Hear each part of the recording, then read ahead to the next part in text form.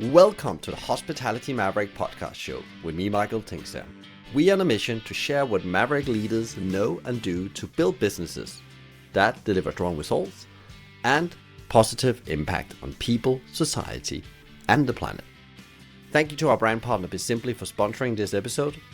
BizSimply is the all-in-one workforce management software that enables your business to become more efficient and profitable. The software designed and built by hospitality experts to enhance the way shift-oriented operators manage their business, optimize their entire people journey, and making every shift run like clockwork. And we join forces to help the industry to find new ways to become even more innovative in how we lead our people, how we operate, how we grow, and how we serve our customers. Together, we wanted to share strategies and tools to make the industry thrive long term. We should have a mentor. But remember that mentor is a mentor. He may not be your mentor for all your life. He may be a mentor at that point of time, and respect that. And mentor is very, very important because what you're getting from mentor is not an expertise, an experience. And that's how the word experiential learning coming. It is an experience over expertise is what you learn when you get a mentor and when you're able to relate to him. This is Deepak Ori, author of A Bridge Not Too Far, Chief Happiness Officer and CEO at Lebua Hotels and Resorts. And it was a great honor and pleasure to have Deepak back as a guest on the show. The vision for this conversation was to dive into his new book, A Bridge Not Too Far, and how he as a leader and human have implemented the book's principles to help develop himself and the business. We also dive into why he wrote the book. We talk about the power of mentorship and how you find a great mentor. We talk about the great resignation and quiet quitting and how we as hospitality businesses overcome this. Why pain is an essential part of the journey if you want to achieve great results. And the impact it has on you as a leader, but also as business. And we also, of course, enter how do you actually deal with pain. This is a conversation that made me reflect and understand better what my gaps are and what I need to work on as a human and leader to get better. And I'm sure you will take something super valuable from this conversation. And if you like today's conversation, it will mean a world to me if you can leave a review of the show on our website, Apple Podcasts, or Spotify. The better the reviews, the better the guest, and ultimately the better the learning is for you. Now, grab notebook and coffee. This is a great conversation to help you lead yourself better. I'm super excited today because I have a guest back on the show. We talked in the middle of the pandemic, 2020, when we probably not all of us knew, or nobody actually knew, where is this actually going to go and how long it's going to go on. And at that point, we talked a bit about, how we put people first. But today we're going to be talking about his new book, A Bridge Not Too Far. And I want to hear a bit about, why did Deepak decide to write a book, but also how he put these principles into use in his everyday life, but also where he is and where the business is now after we came out on the other side of the pandemic, a post-pandemic world. So welcome to the show, Deepak. It's a great pleasure to have you back. Thank you. Good morning, Michael. And I'm really humbled and honored to be back on the show. Yeah, you did the work. You wrote the book as well and do all the things you do every day. Can you tell the audience that haven't, they will probably go back and listen to our first conversation, but I haven't tuned into our first conversation, a bit about, your journey and how you came to run a hotel and how you actually wrote a book. I started from a humble beginning, and I always like those material things. So when I teach now, and I always tell my students that always go after the material things. You should fulfill your wishes, but at the same time, never compromise. Those things should not be at the cost of your principles. So my first luxury drink was a Coca-Cola when I was a 6-year-old. My second good thing was a toy milk van, which my father, which everybody will read it from my book, didn't buy his. I think it was like 50 cents in US dollars, that shirt, and he bought me that uh, toy milk van. That was my second luxury take. And then I realized that, and that thing until today, it is in my head that how my father let his shirt go and bought me that milk van. So that was my first lesson. And that prompted me and took me back to understand the second lesson. My first lesson was that in your life, before taking something, you learn to give. I was always taking, but I never realized that one has to give. And my second lesson that I learned was when I get the Coca Cola, I had to cross the road, and we were told not to cross the road because the other side of the road were people from little better than what we were doing, or even much better than what we were doing.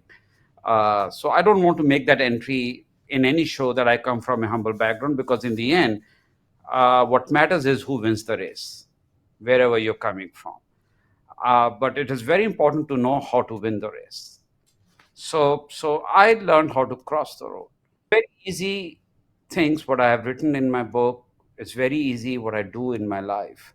And it is very easy for me where I am.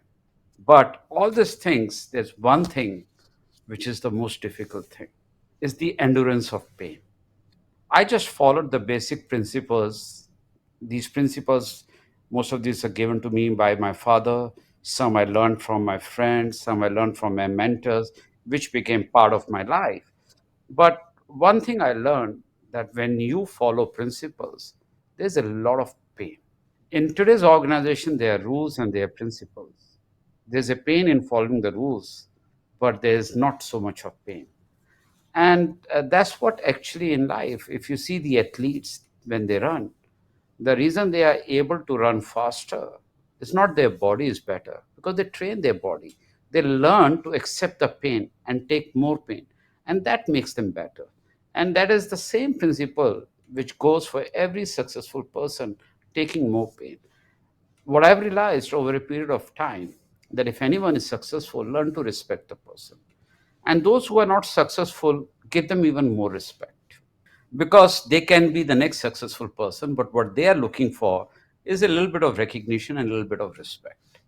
All these principles were existing in our world. I'm using the past tense word. And COVID saw 80% of those were thrown in a trash bag.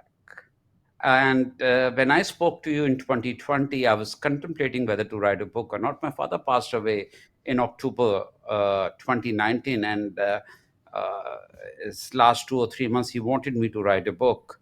And he wanted me that to write a book, not because I become famous, but because he has seen what pain I go through. Because when you follow principle, most of the people, they laugh at you, they make fun of you. And when you have reached at that level, two things happen. If you are again moving forward, or you want to stay where you have reached, you don't care. And there's a word called fear of people's opinion about these people. And then these people also leave you and they start laughing at other people. And that is how the world goes. And what is my purpose of life today? I'm teaching. But the idea is not to teach the students. The purpose of life is to make a better world for young leaders, a world where everyone is happy, a world where we are proud, a world where I'm not saying that everybody should be rich, but I want everybody to be rich in education. We have 8 billion people, and the purpose of my life, which I have started, I don't know whether I'll see this in my lifetime or not, and I'll be the happiest person if I see that in the lifetime, that I see a educated world, because the educated world is going to change a lot of things. And what it is going to change is going to have better governments, because democracy and people, when they start taking educated decisions, I'm not saying all educated people make the right decision, don't get me wrong, but it is always better to have a education. There's a word, a Latin word called experience, which is experiment and experiential. So experiment and experience combine a great leadership, a great world, a great organization. And second thing is, a reputation is a mother of perfection.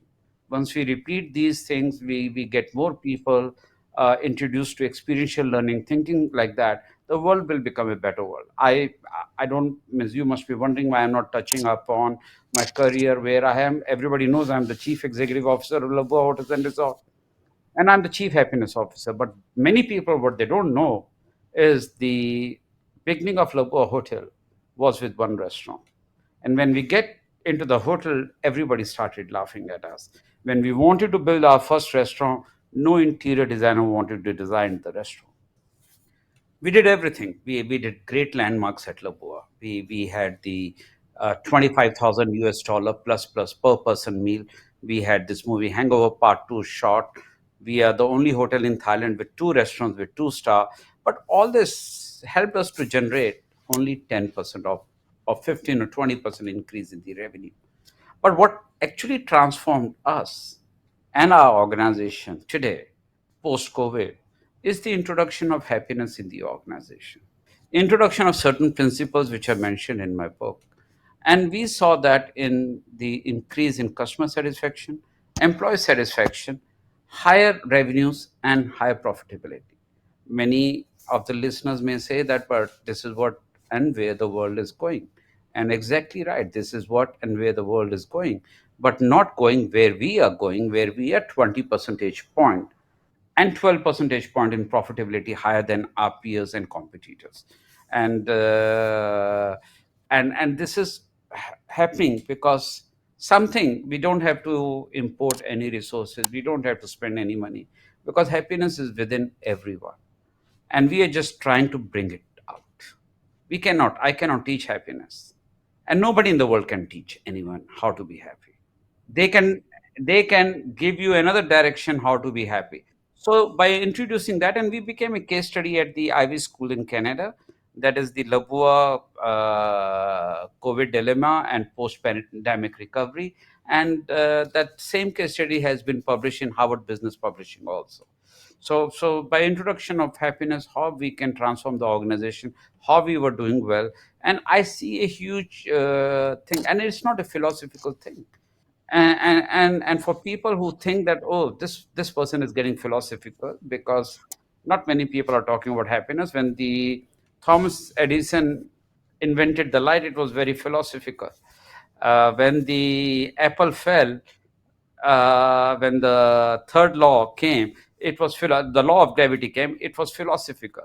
But science always begins with the philosophy, because that is where people start getting deeper and start looking at the things. So this is a small introduction about me, Michael, and I think I've set the tone which you should Ms. Which thankfully you allowed me to set it up for the show now. So over to you, Michael. Yeah, that's great. That's great. Yeah, and go back and listen to the first episode, because there's more snippets about the journey Deepak took to where he is today, and it's a fascinating story, I can tell you. But I wanted to grab what you said about pain, and let's explore that a bit, because pain in my world is also, I use the word discipline. Is that the same? You see, like, you accept the pain is there because it's part of that discipline you need to have every day to become 1% better. I'm very focusing on that myself in my life and the business I'm involved in. That how do we actually accept that we have to accept the obstacles we're in front of, the pain as you call it, but actually it's about that improving 1% all the time. Discipline is a part of that pain, but most of it, the pain in today's world comes from how do you convert FOPO into ROPO? FOPO is fear of people's opinion, and how do you make that into respect of people's opinion? And that's where you require a discipline. That's where you require your principles. That's where you require certain rules, and that's where a lot of pain comes. Pain always comes something which is very closer to you. So when you are with your friends, your families, your colleagues, people, and that's where a lot of pain is inflicted, because rightfully, not everyone is same, and it's not that they are inflicting pain on you, because it is a level of your understanding also how you're taking what they are trying to say. So how do you convert that fear into respect? And that's a very important aspect. And when I wrote that in the book, and everybody said, "Oh, this is very easy." So there was a session I was doing, and I asked very senior executives that, please, what is your fear of people opinion? They mentioned. I said, can you convert that into respect of people's opinion? And that's where they drew a blank. It was like watching a soccer game, and you see that, oh, that the right hand guy is not able to kick. I could have done a better job. Yes, while watching it, you can do a better job, but when doing it, it's a very difficult thing. And that's why I ask people to convert FOPO into ROPO, that is fear into respect. So discipline is part, but that is what gives you a lot of endurance of pain. And introducing principles in the organization. So today the organizations are rules based, and when you introduce certain principles in an organization which is based on rule, your principles give you a lot of pain, because people are looking at you how they look at the whole world. People never look at us as individual. So if you, just now I mentioned that happiness is very individual, and everybody has a very different way of looking at happiness. Everybody has a very different way of enduring a pain. That's why someone is a better athlete than the other person, because not because he is better trained, because his endurance of taking that pain is higher. So this is how life is. And it's interesting again if you then connect that back to the principles, because what is in your view some of the, if you had to mention two principles that's important for your organization, that you just know if we follow these principles we will move forward in the right direction every day. So I'll give you two or three examples. I'll give you two examples pre-COVID, and I'll give you two examples during COVID. We always mention, but one of this is same. We always say that we trust our people pre-COVID, and for that reason, we never got mystery auditors coming to our hotels and restaurants and check on our employees, because that is a breach of trust. So what we do is we do customer satisfaction through bigger companies where every stakeholder is involved. That is the employees, the customer, the owners. They everybody get involved, so that there is a level of trust. The second thing that post COVID, during COVID, we are in the hospitality business, and every organization has a very different way of putting it. But in the end, the meaning is our employees are our biggest asset. Sadly, we were the only hotel company in whole of Thailand which never fired any employee. Everybody else did it. That's the sad part. The other sad part is many bigger organizations did it for no fault of their people. But nobody created an issue out of it. You know why? Because those were the poor people. Nobody would listen to those people. They don't have that voice. And we are talking in today's world about equality, and something inequality or inequality of that level is never heard of. And the Western world is a little bit different than the developing economies. That in the Western world, the government comes, there's a aid which is better. There's no aid that is a better aid. That's why it is called aid. So it is always at a minimum level, but the level of that aid is better than in the developing economies. But the other thing, culturally in developing economies, there's one bread earner, and there are five or six people dependent on him. This is how the developing world works. And just imagine that if that one person lost a job, we are not affecting one person. We are affecting five people who are dependent on that one person's salary. I don't know who told us to be that cruel in that part of the time. And then and then the world has changed. So we never let that principle. We said if we go down, we all go down. And if that stance would have been taken by every hospitality player, the governments would have worked hard to get the hospitality business back.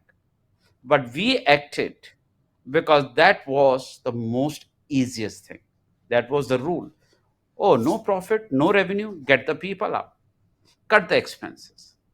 But if we would have introduced the principle there, we would have thought about people, their level of pain and those emotions. And okay, when we have, everybody does mistake, we did the mistake. But then the best part is that there's no unconditional apology to these people, from all the CEOs everywhere worldwide, getting together and saying sorry, we did it wrong. We'll work harder on that, and we'll make sure that if something like that happens again, this would be something which we will not do.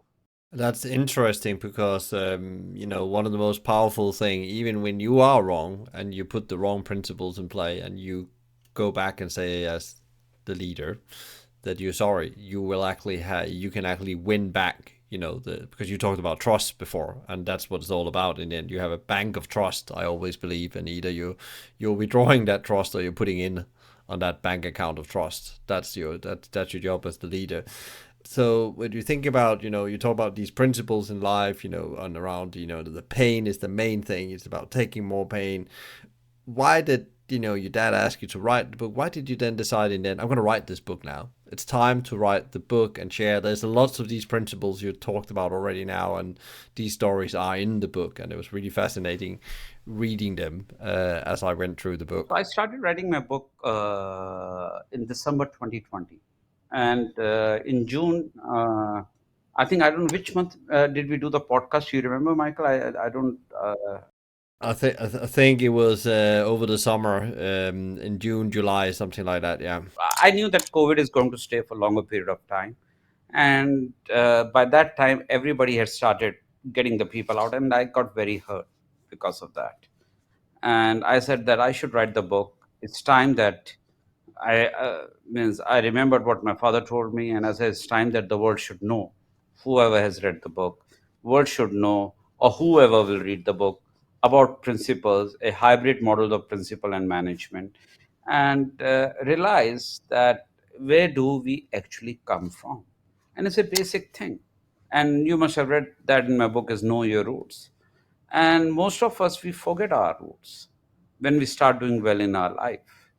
And the idea was to bring people back to their roots, to understand where they are, because today we need people more than anything else, because the world has become so global, too many things are happening, you don't know what will happen tomorrow.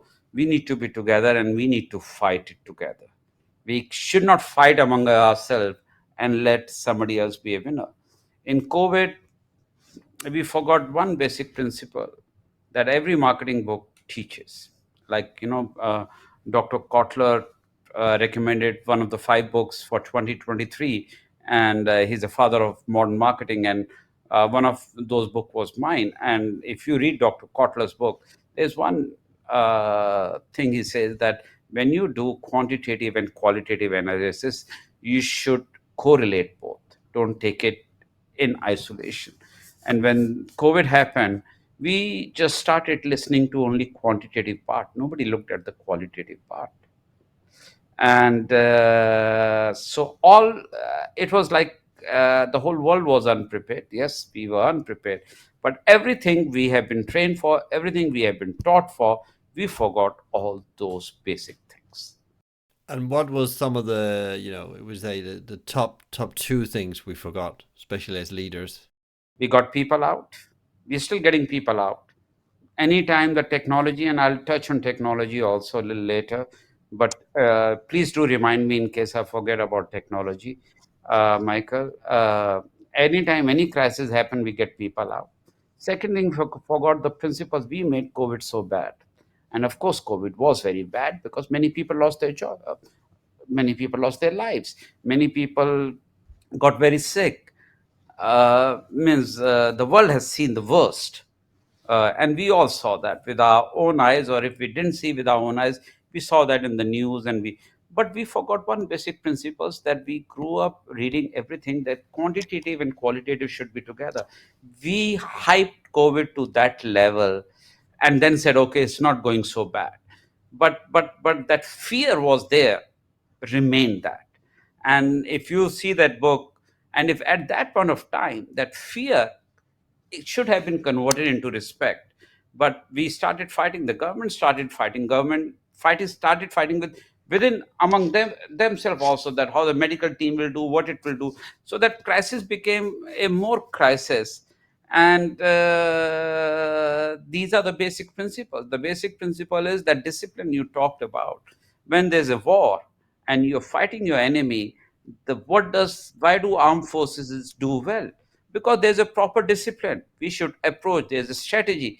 The armed forces of any country doesn't fight among themselves. when there's an enemy in the front. But we were fighting among ourselves. So all those principles were just gone. And means it was very disturbing for me to see that. And that was my second step. While writing the book, I said, I need to get into the education. Those mistakes we have done, I have to start going to the students. And I teach graduate level MBA students. And everybody wonders that how come this hospitality guy is teaching MBA? Okay. Graduate students, but I teach them. Why? Because they are going to be the leaders immediately after they graduate. The idea is not that for my own thing that I'm teaching MBA, because why I picked the graduate classes, because they'll be graduating in 2 years or in 1 year, and then they will tell that message to the world. And in a very scientific and structured way, I used experiential learning and teaching them. And then coming back to, so you're deciding now that wisdom needs to be given on to the next generation. But what did you learn about yourself writing that book? Because I know that writing sometimes give you a clarity that you didn't have before. Even if there's something you practice every day and done your whole life, suddenly you have a certain level of clarity. But both like some significant learnings going on that journey with the book for you. I never realized, and you're so right, Michael, and not many people will admit that I learned more than people would learn by reading my book. I learned about myself. I learned about all the mistakes I did. I learned that if I have to rewind my life, how would I live my life? I'm not going to give that smart answer that there won't be any change in my life. There'll be a lot of changes in my life while growing up. Definitely, yes. And I realized, and I felt while coming up, that I should have got that mentor early in my life who could guide me and who could hold my hand very early in life. I went through a lot of these things, and what I learned a little later in life, very late in life. And actually, you want me to be very honest, Michael? And don't try to edit this, please. I actually learned while writing my book that the world is fair. I'm just trying to use that I come from humble beginning to my advantage. But the world is very fair. They look at you, but you have to struggle a little bit, fight a little bit to put your point across. And sometimes when people are not listening to you, you need to revisit and redo and structure it in a better manner that people understand. This is one very important thing I learned while writing the book. So sometimes if something doesn't work, it's not because people don't want to hear your message, but actually you're not delivering or you're not meeting them where they are, as I often call it. Yeah. Super, super interesting. You touched right just before about something else about mentorship. And that was like something that really grabbed me as well, and something, I found out, I think, at some point as well, a bit too late. I thought I could actually avoid some car crashes on the way I've had seeked out a mentor at different parts of my life, and now I have one. But talk a bit about that, the power of having a mentor, and the core benefits of that, and why we all should go and seek this, especially when we're in leadership positions. Okay, so this is what I have to tell. I'll tell three things to everyone. We should have a mentor, but remember that mentor is a mentor. He may not be your mentor for all your life. He may be your mentor at that point of time, and respect that. That is a point number one. And mentor is very, very important, because what you're getting from mentor is not an expertise, an experience. You're gaining those years, and that's how the word experiential learning coming. It is an experience over expertise, is what you learn when you get a mentor and when you're able to relate to him. And not everyone can be a mentor. It doesn't mean that person is not a good or not a professional. It's just that you're not able to relate to him. Sometimes you say, oh, this guy is not good. No, no, no. Don't never say that this guy is not good. It is we are not able to relate to him. That gentleman may be a mentor, or that lady may be a mentor to someone else. But the reason they have not been able to give a mentorship, because we have not been able to relate. Maybe we have not been able to create our 4.2 rapport, or that person or that lady has not been able to have their 4.2 ropo. So those elements are there. That is the second thing I learned. Third thing is that fear of failure goes when you have a mentor. You get that confidence that you're doing. When you're learning driving and there's a guy who's teaching you driving, you're not afraid to drive. But suddenly after that, the car is given to you to drive. For an initial moment, you're afraid because that person is not there. And exactly the same thing. Does mentor mean that, like you choose or you find someone, or could you, because I work, this is my own, I have some what I call, mental mentors, or my mental boardroom. I will ask myself, for example, what would Marcus Aurelius have done in this situation? Because I've been reading a lot of his stuff. I have an idea about how he made a decision. Is that still people that you can say you use as mentor, or does that need to be an individual person? I totally agree. They will move on. That's my experience as well. You might have. I already had more than a handful through my life, and they all fit in phases of your life. You see, Michael, and I'm not trying to flatter you. Just because you asked me, so I'm going to answer that.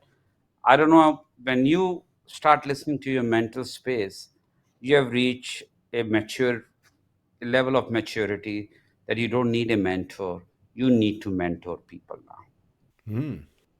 because you're listening to your subconscious or your conscious mind. Isn't it? It works 95% is subconscious, 5% is a conscious mind. And when we start listening to that mind, that is where we start changing the world. We start innovating. That is where the creativity, sometimes two rivers they meet at one point, or two oceans meet at a certain point. When creativity, and that's where the topic of my book is, that where creativity meets innovation. When the creativity meets innovation, that is where you are in control of yourself. That is that stage, and you have already at that stage. So instead of you looking for a mentor, you should encourage people to find a mentor in you.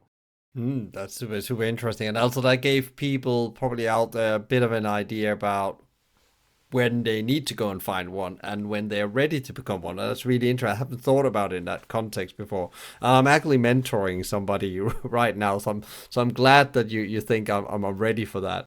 When your inner voice or your subconscious mind tells you two things to do, means you should have, when you are in control of your mind, the subconscious mind tells you to take only one decision. When your subconscious mind is telling you to go it two ways, is where you at a T junction, we don't know whether to turn left or turn right, and that is where you need your GPS, and that is where you need your mentor. That's a very, very, very good one as well. Yeah, yeah, yeah. I agree with that. I had a couple of those the last couple of years in the post-pandemic world, where I actually had Chris, who is my mentor right now. He was a godsend. He just asked me the right questions, or just listened to me, and I got to the answers myself in principle. So that's really, for me, is what good mentorship is as well. It doesn't always have to be the answer or the expertise, as you said. It's just that they can take you through the experience you're having right now. Where do you find your mentors then? It sounds like you have been on a journey and found mentors as well. Where do you find your mentors in today's place where you are now? Because it seems like, in my belief, you can always use a mentor, no matter what level you're on. You always need somebody. I found a lot of mentors, and even I find my mentors right now, and they come along the way. You never know, because the best part is when you reach a certain level, you never go looking for those things, and it's like you're driving and suddenly you see a great waterfall and you stop the car.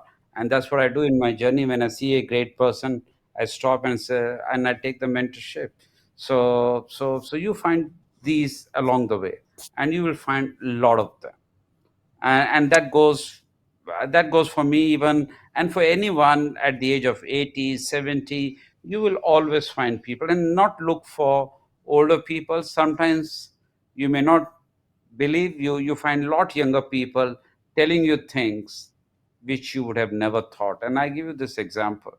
We had an ambassador of one country, and there were some young students came, and this young lady, I think she must be 18-year-old, very interesting, very intelligent, and she impressed me a lot. I mean, I'm so impressed, and that's why I'm on your show. I'm giving this example. So she asked the ambassador of this country that, what do you think is wrong with us? And he says, you guys are very entitled, the younger generation. You do your things your way. But in our times, we always had a lot of respect for our parents and everything, and we would follow. She said, I agree, and we will try to improve. But you know what?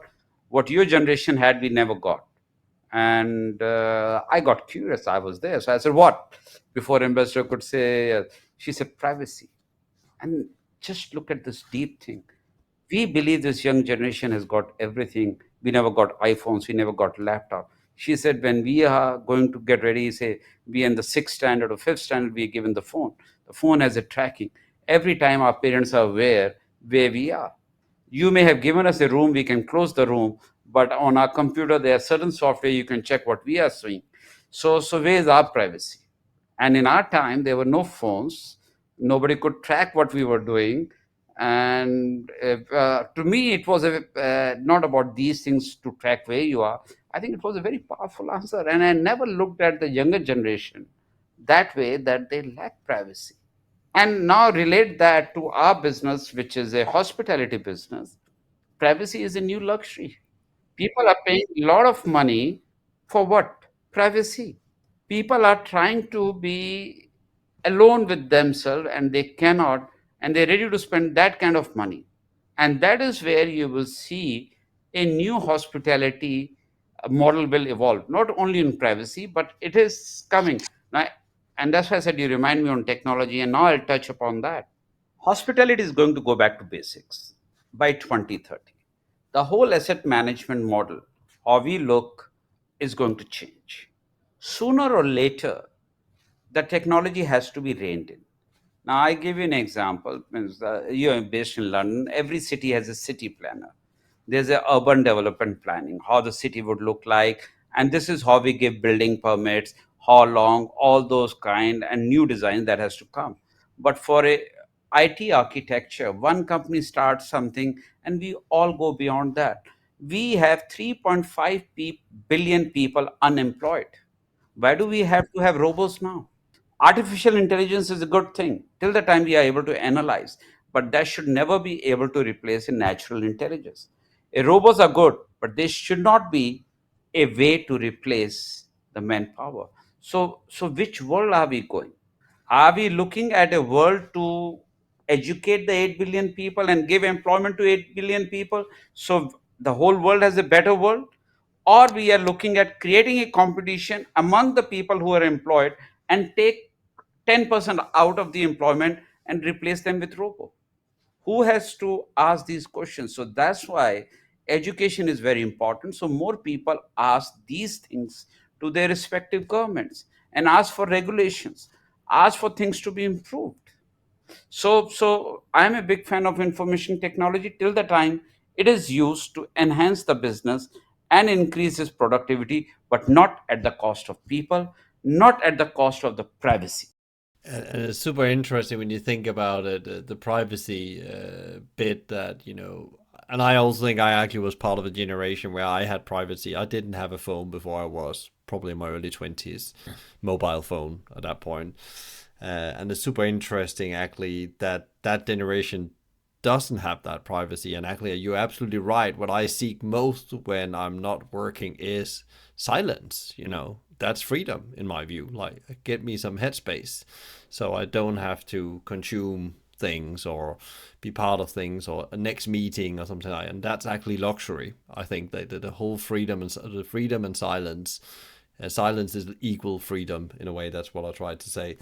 Coming back to again, we say also hospitality is going to change. I think it's already changing. You see the Great Resignation and the quiet quitting around the world, and it's so hard. Most hospitality businesses are missing maybe 10 to 20% of the staff they need to run efficient operation, and it's really difficult to get people back into the industry after the pandemic. And you talked a bit about what majority of companies did, and it's probably connected with that. How do you see that hospitality is gonna overcome this as we go forward? Because that's really critical to be able to run a healthy business. You have enough people. What I'm going to say, and everybody in the hospitality is going to pounce on me, but when they pounce on me, they should also think that I'm also part of the hospitality. When I'm talking about the hospitality, I'm also CEO of a hotel company. So I'm including myself in that. I think we in the hospitality lack creativity and innovation. Most of the things what we are doing in hospitality has been taken from the airlines.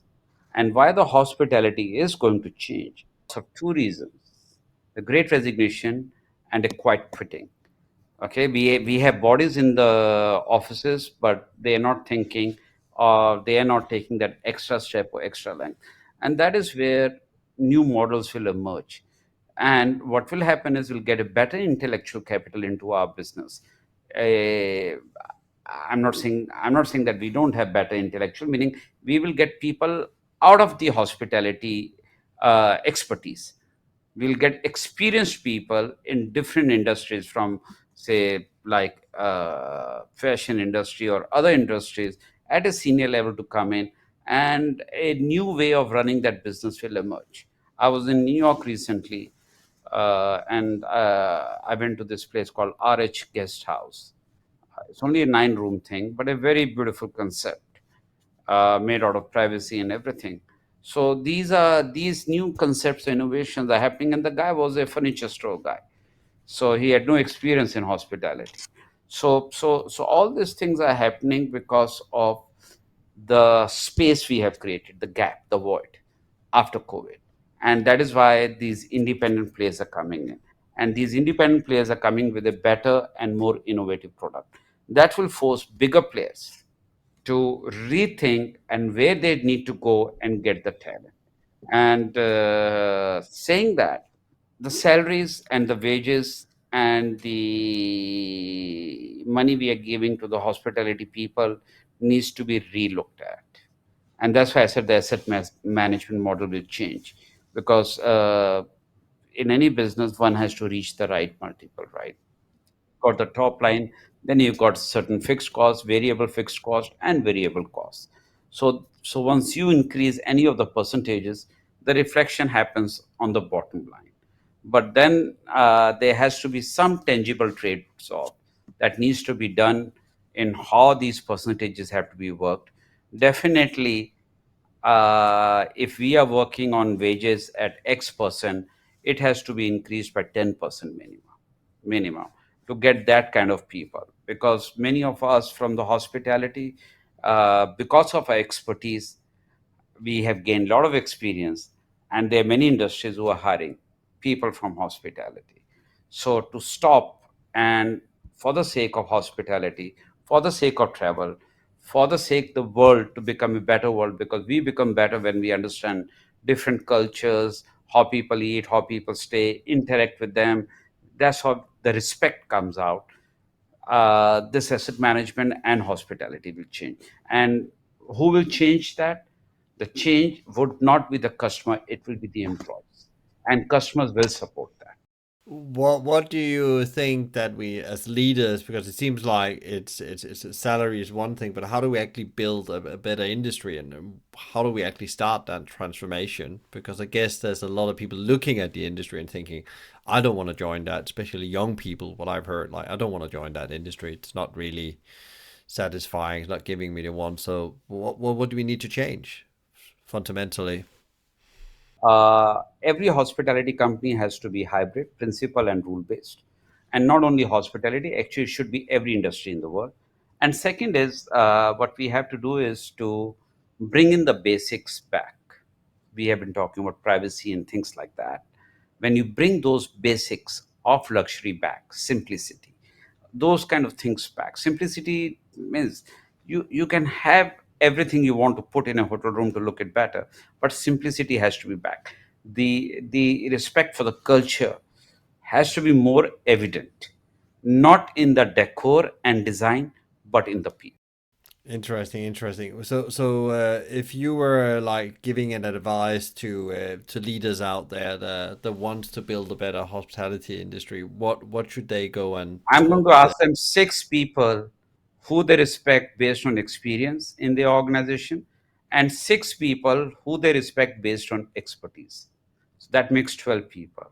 And out of 12 people who they respect, six people out of the 12 people who have both experience and expertise. And There'll be one six they will not be able to answer. And that's where the gap lies. And that's the gap they need to close, that interaction gap. Yeah, because again, it will become very individual because every organization headquarters in a different place, their properties are in a different place.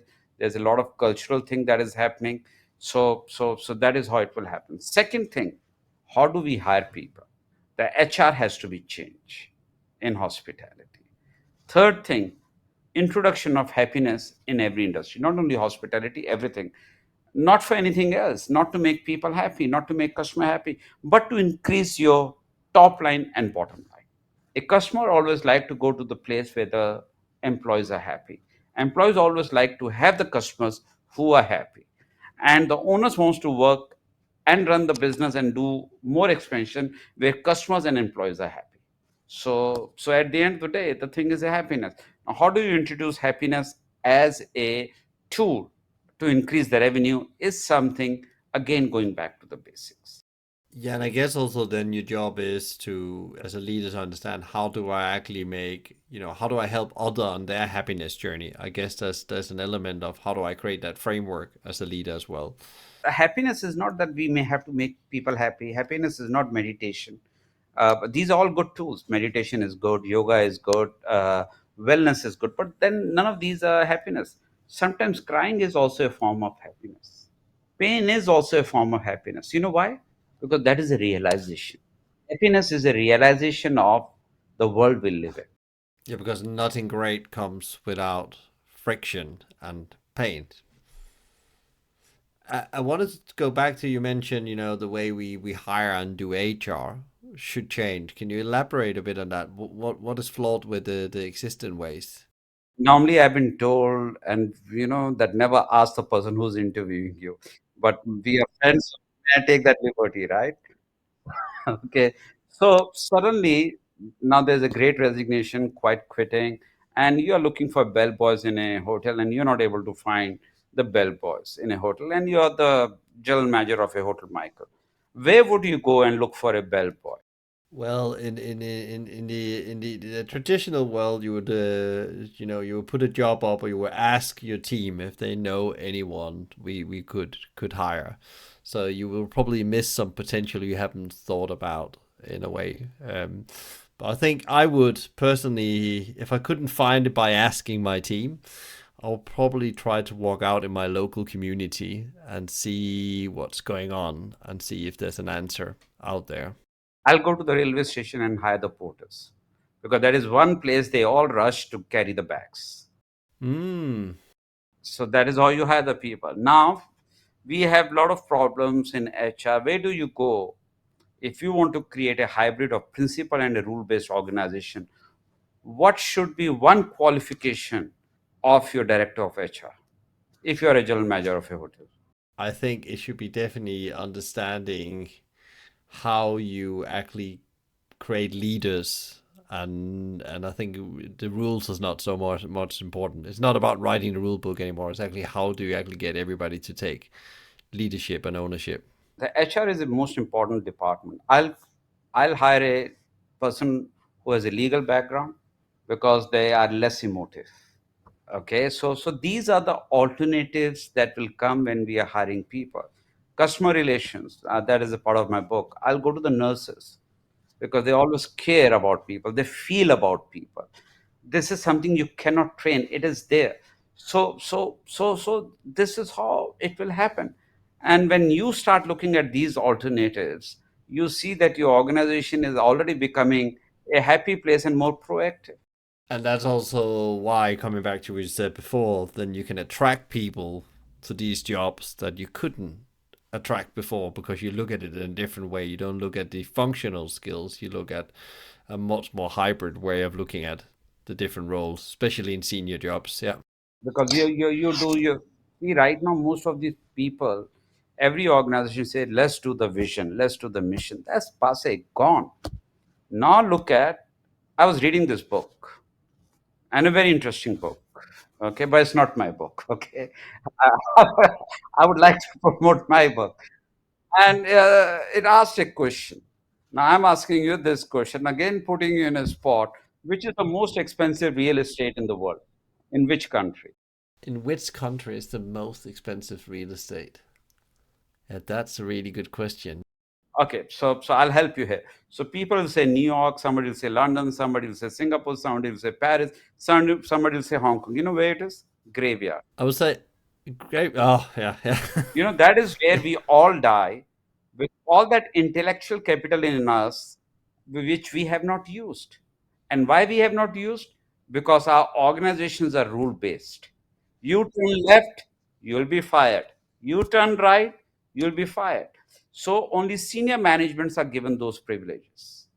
It's really, really interesting. But that's also coming back to, I don't know if the book you've been reading, it reminds me of a book called The Great Game of Business by Jack Stack, where he talks about, creating ownership mindset by employees and actually utilize all that potential there is in the organization. And his mission is to make everybody own their own home. That's principle what he wants to do for his staff. And I think it's a brilliant, brilliant, vision, but also there's tools in there how you can build an organization that can do exactly what you're talking about. I'll be the first person on your podcast who's talking about other people's book rather than mine. You know why? Because I want people to read books. Maybe not mine, but they read people's book, and that is where the great learning comes. What is coming back a bit to you, Deepak, here in the end, how do you, because like you are at the same great energy level as I talked with you in 2020, how do you keep on every day being in the impact zone to go and do the things you need to do? What do you do to deal with the pain? Like you, discipline, and then more pain. We both smile. We both doing what we are doing, and we have many people like us. But the point is, nothing in the world can stop us from achieving the best for our world, because we all have the same thing. More than us, we care about the world, and that makes the world a better place. And to create a better world is what keeps us moving. You're very spot on. That's exactly. I'm doing the thing I feel that I need to do, and I'm like living my purpose. If I should use a very used fussy word, but it's actually true. And the only way you can live your purpose is by being extremely disciplined with most things in everyday life, and accept the 1%. There's no big wins. That's small incremental improvement. I love that. Is there If there could be, I think you already asked a couple of good questions to me, but was there one question you wished I've asked to you? And what would that question be, and what would you have answered? Your question would be, when do I see you for the next episode? And, and I'm going to say in year 2025, beginning, when my second book about happiness is coming out. Great, because my question back to you would then, is there a second book coming, and what would it be about? We got that answered as well. That's absolutely great. I love that. Can people find a place to connect with you if they want to ask a question, and where did they find the book if they want to have a look into that, which I will recommend highly to do. Yeah, so they should write to me at deepak@deepakori.com, and they can always buy the book from the Harvard bookstores, or Books and Books in Miami, or at the Hudson, or at Barnes and Nobles and Amazon. Great.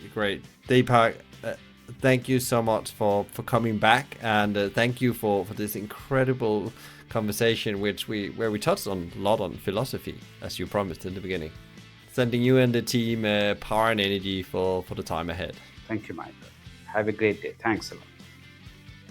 I really appreciate that you're listening in.